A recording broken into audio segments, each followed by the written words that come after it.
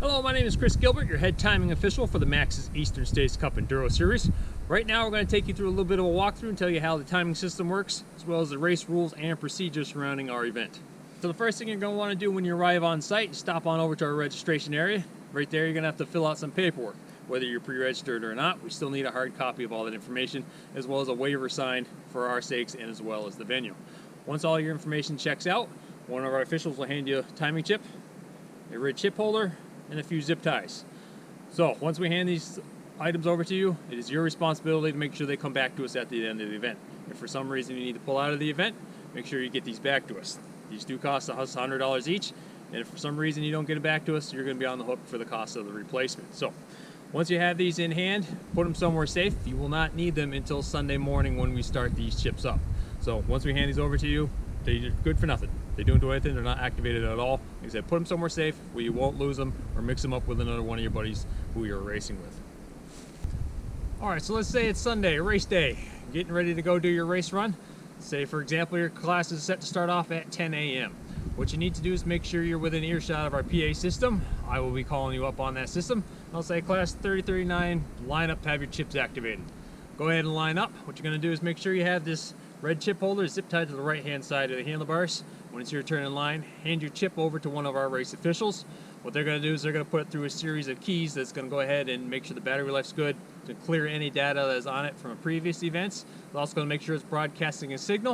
And then what they're going to do then is slide it back into this red chip holder, put a second zip tie around the back side, and that's going to lock it in so there's no way that's going to shake out.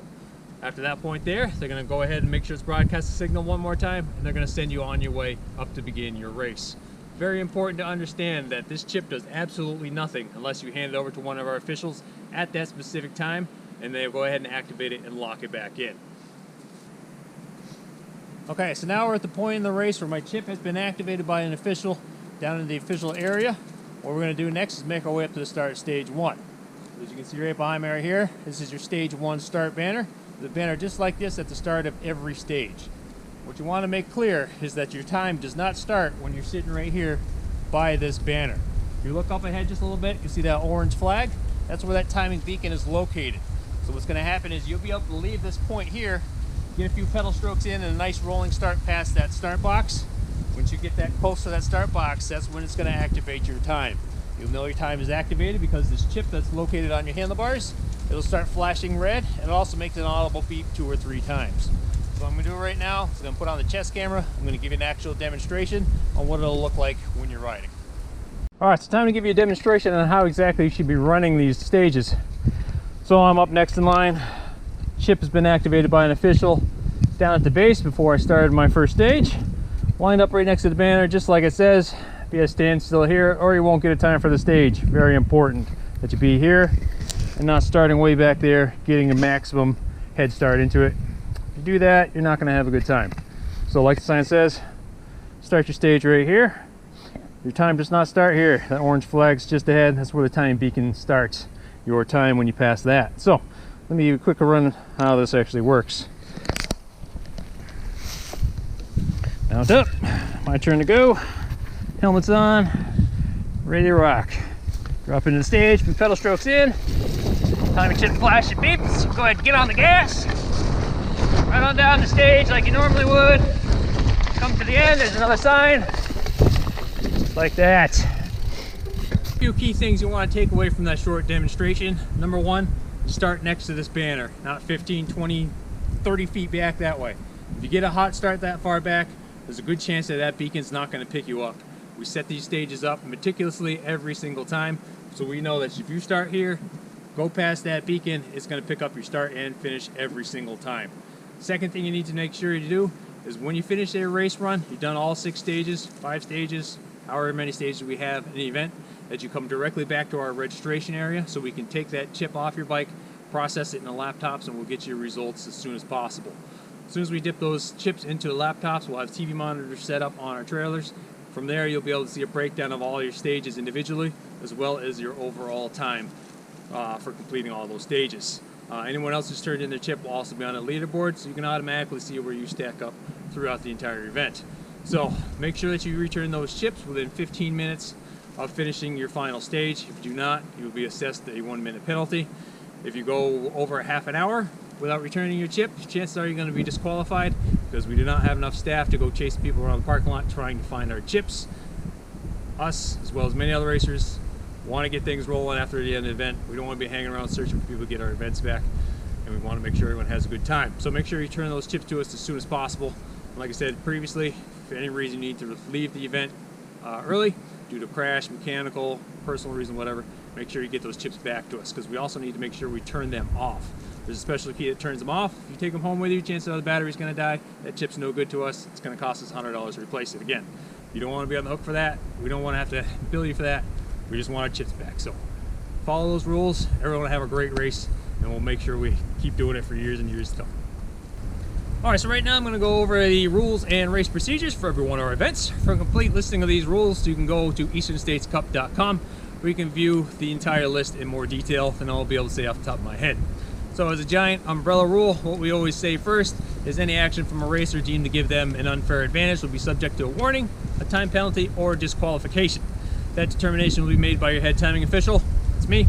I do not want to make any of these determinations, so please make sure that you ask questions before proceeding with something that might be conceived as a rule violation. Number one rule that we have: wear your helmets at all times if you're moving on a bicycle. So that means if you're on trail, if you're on transfer, if you're in the parking lot, down by a registration area, if you're on a bike and moving, we ask that you please wear your helmet. We have lots of kids walking around. We want to set a good example for the next generation of our racers. So along with your helmet, you also need to make sure that your race plate is affixed to the front of your bike for both practice and your official race run. So make sure that's secured to the front of your bike and not obstructed at all. We have plenty of zip ties. We can help you guys out with that if need be. I'm going to go to my cheat sheet here. You can only use one bike for the entire duration of the event as well. So if you have any sort of mechanical problems or something like that, that your bike is completely broken, you can't just take a second bike off. You can't just swap a bike out for one stage or another. So you got one bike, you can use it for the entire duration of the event. If you do happen to have mechanical though, we do encourage other racers out on course to help each other out. That is totally 100% encouraged that people help themselves out. If you have your own personal mechanic, you must stay down in the actual designated pit area. Most of the time that is the official parking lot for that particular venue. So you cannot have somebody up on the hill handing you water bottles, tubes, tools, or whatever you have there. So make sure that all that work is getting done in the actual official pit area. Now follow the intended trail. What that means is you need to follow the intended trail.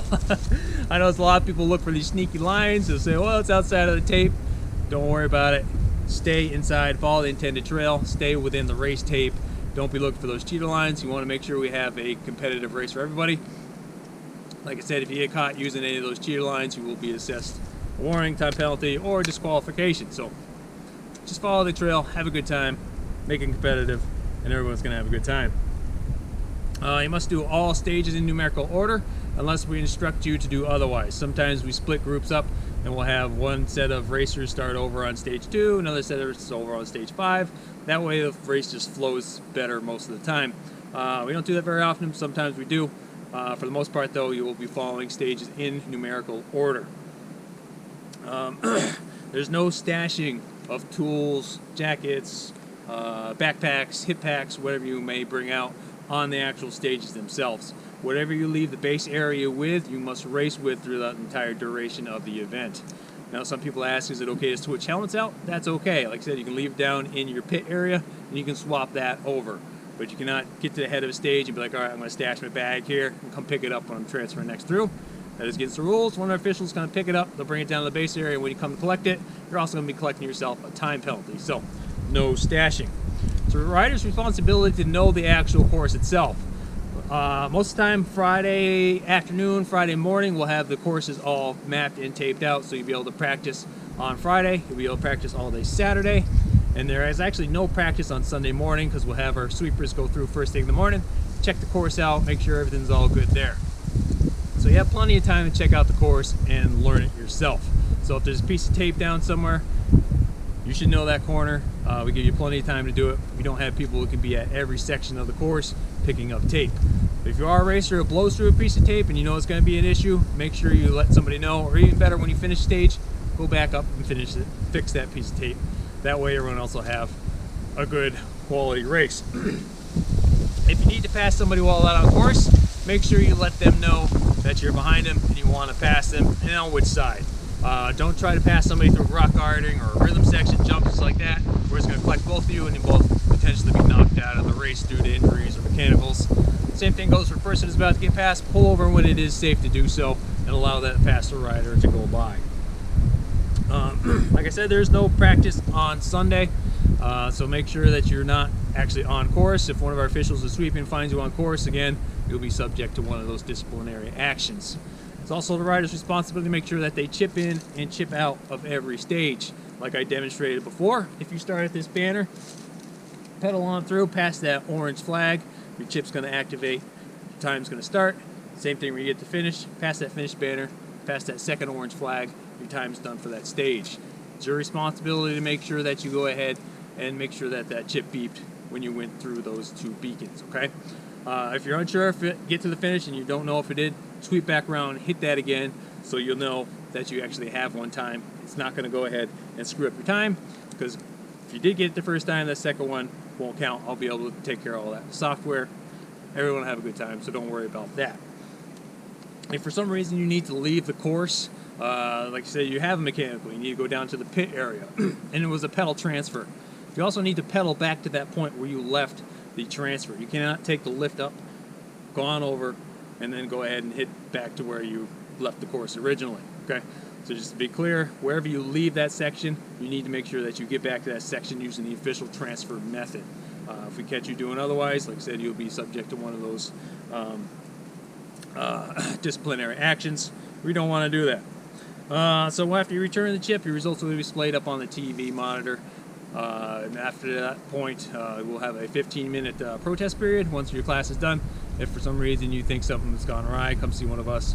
We'll make sure we explain everything, get everyone on the same page. So, with that said, pretty sure I got everything in there. But if I didn't, like I said, go to easternstatescup.com.